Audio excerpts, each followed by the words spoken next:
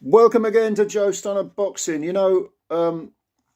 Tyler Denny must be an absolute pain in the arse to fight because he is so rough and tumble and he's making up for lack of technique and skills with, industry, work rate, rough and tumble stuff, grabbing, holding, doing a bit of the naughty stuff. And he's having some success at it because he came into a fight with MACAULAY McGOWAN with 16 wins, 2 defeats, and 3 draws. And Denny hasn't scored a single knockout, a single stoppage in his whole career in all 16 wins. His 2 defeats, one of them was a stoppage to Reece Cartwright. And Cartwright since then has lost back-to-back fights with Dan Aziz and Shakan Pittlers. He got stopped in 8 rounds with both those contests. But clearly Denny has improved because he won that defeat to Cartwright, I think, was for the English middleweight title. We're talking middleweights here, by the way.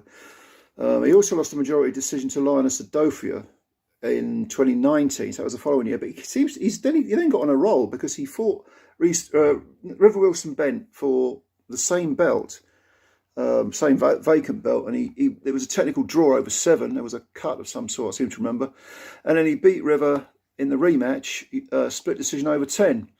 And then he took 2 unbeaten records, Bradley Ray and Brad Pauls, who were 14-0 and 16-0 respectively, and Denny beat them both. And again, it was sheer attritional, constant water on rock pressure. And Bradley Ray came on quite strong in that fight, I seem to remember, but he lost a close one. Brad Pauls, again, I thought the Brad Pauls fight was a bit wider. I thought that Denny clearly won that. So he goes in with MACAULAY McGOWAN. 17 wins he came in with McGowan. McGowan's from Withamshaw in Manchester. And he's only got 3 knockouts or 3 stoppages on his record. So he ain't got a lot of power either. And he came in with 3 defeats, all on points. And they were all in a row. Back in 2011 up to 2022, he lost to a guy called Kulamet, who was being fast-tracked as some sort of, prospect, but has since been derailed. I think he got stopped in his last fight. He lost a unanimous decision to this Kulamet. He lost to Kieran Conway over 10. That was a unanimous decision. And of all people, he lost to Sergio Martinez. He must be in his mid-40s or late 40s by now.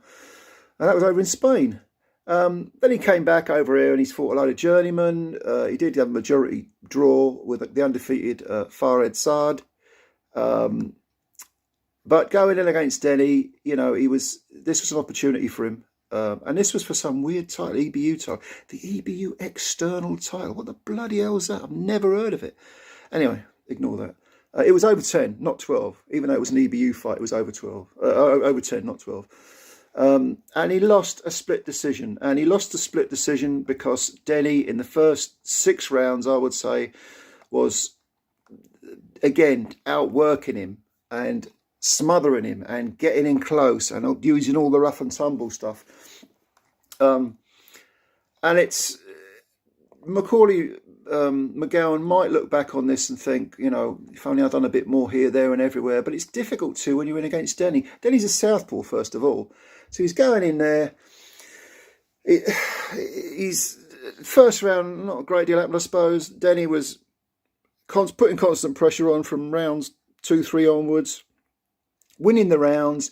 McGowan couldn't get any space between them. He couldn't control the range. He was firing a lot of punches which were zipping over Denny's head. I mean, Denny was constantly swaying, bobbing and weaving. The punches were coming over the head. It was one of those scenarios. And you're thinking, bloody hell, go to the body, mate, go to the body. Well, finally the penny dropped.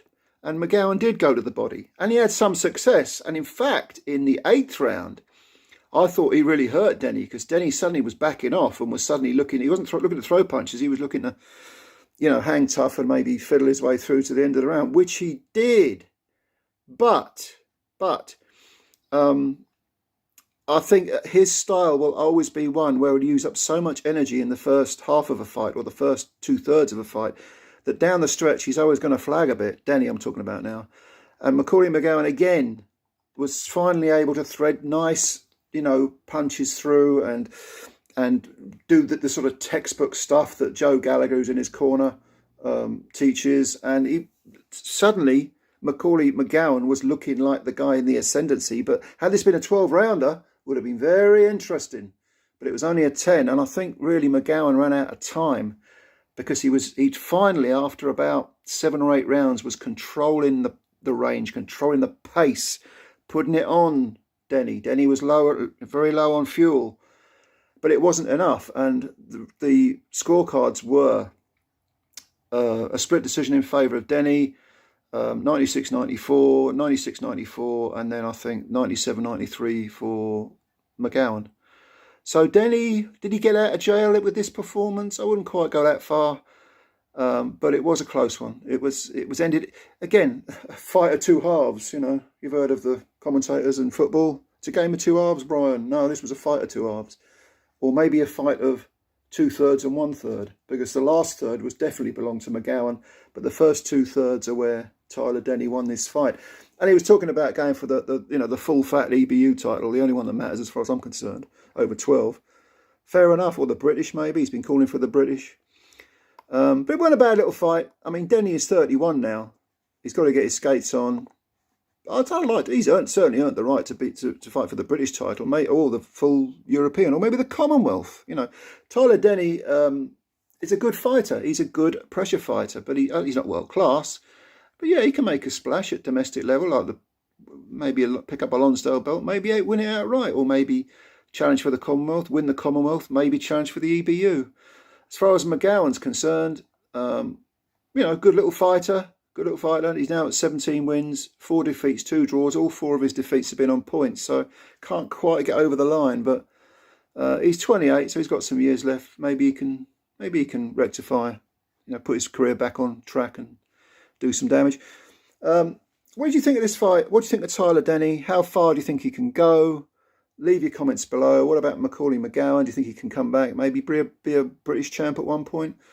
Leave your comments below. I like reading them. And of course, thank you for your time. And please subscribe if you're new to the channel. That always helps us out. Hit the like button as well. That helps us out too. And we'll speak again soon. Bye bye for now.